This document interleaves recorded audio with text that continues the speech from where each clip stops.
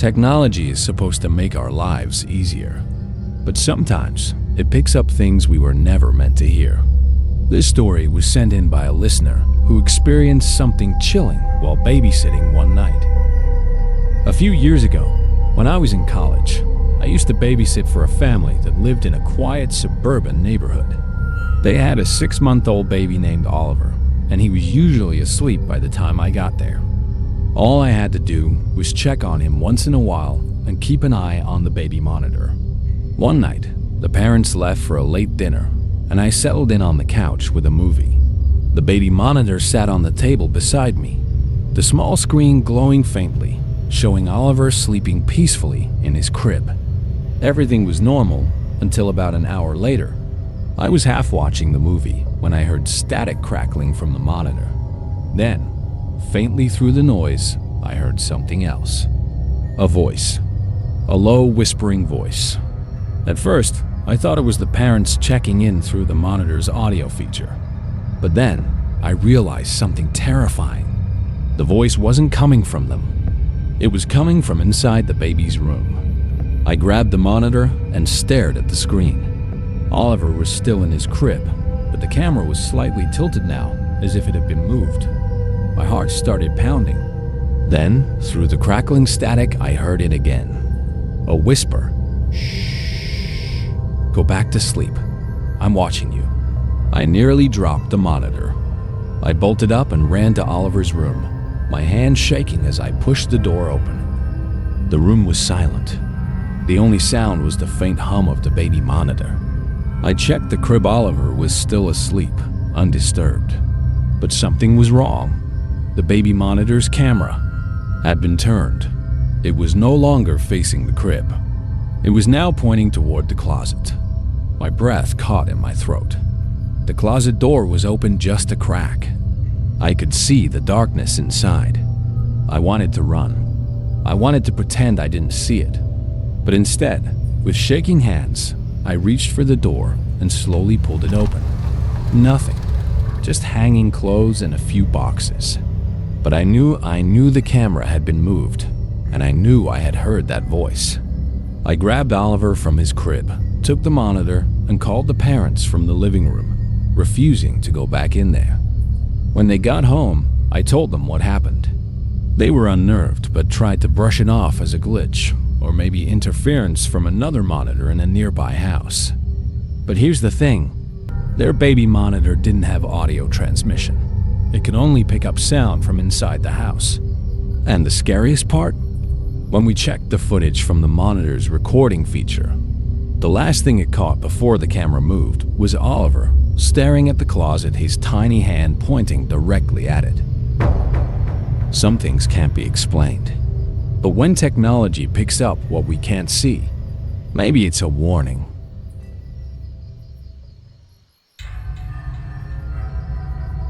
Some of the scariest things that happen to us aren't supernatural.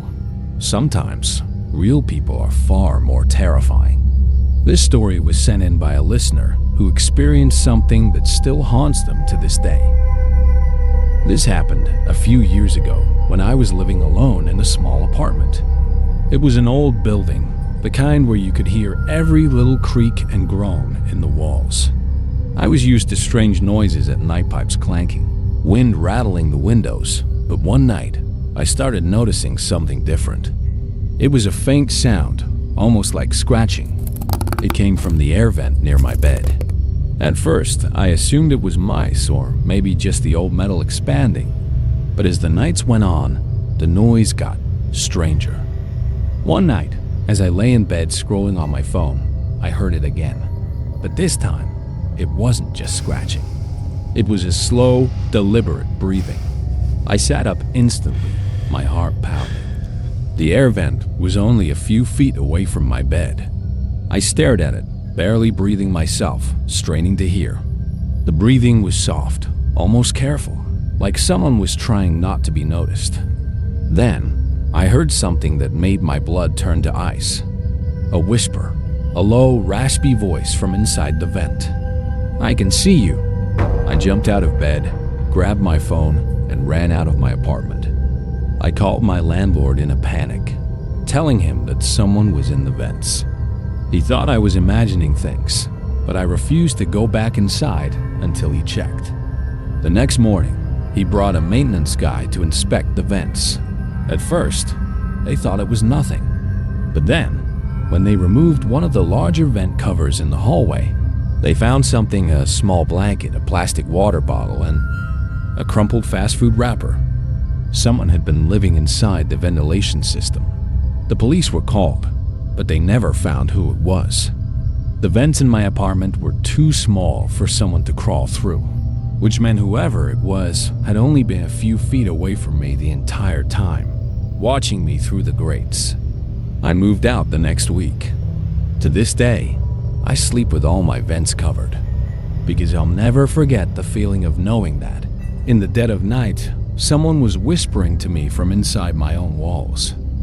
There are things that go bump in the night, but sometimes the scariest thing is realizing you're not as alone as you thought.